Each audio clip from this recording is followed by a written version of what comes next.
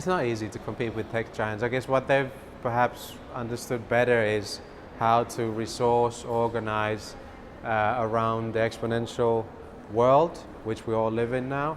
And with their scale, there's benefits, but also there's obstacles. So the political, regulatory interest is really on them now, which means that whilst it's the riskiest thing to play safe in general for anyone, they sometimes must, because if they don't, then they get the fall down and the kind of the ramifications of the perhaps politically over interest that they are having and regulatory interest that they attract, because they are so large. So what a smaller organization can do is take risks, because that is the safest option, and experiment and kind of push what they're doing, because the giants can't as well as they used to be because of the regulatory and political pressure that they're under.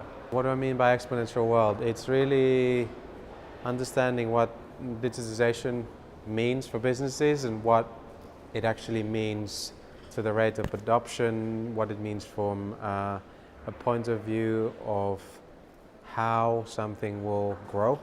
So in the linear world, things are growing incrementally. In the exponential world, they are going exponentially. And whilst mathematically it's easy, it goes from 2 to 4 to 8 to 16 to 32 to 64.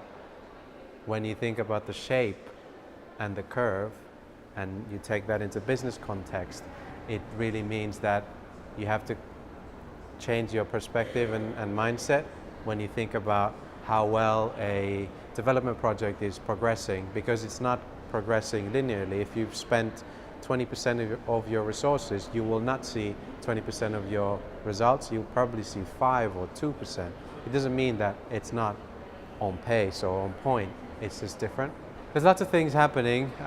One of the things is that's being talked about now that will probably fundamentally again change how we live is 5G. And there's a lot of buzz and a lot of hype about it. But actually, if you look at forecasts, for example, like Ericsson, they are forecasting that by 2022, there'll be hundreds of millions of people using 5G. And if you then take that into a business context, what does it mean for broadcasters who are in the space of video, for example? What does it mean for content consumption? What does it mean for how we consume content, and what can we do with our mobile phones, for example? What does it mean for cloud services? It's a lot. And if you think of large corporations, 4 years is really a blink, because if you think of all the hoops and the things they need to do to get change happening, 4 years is here before we know it.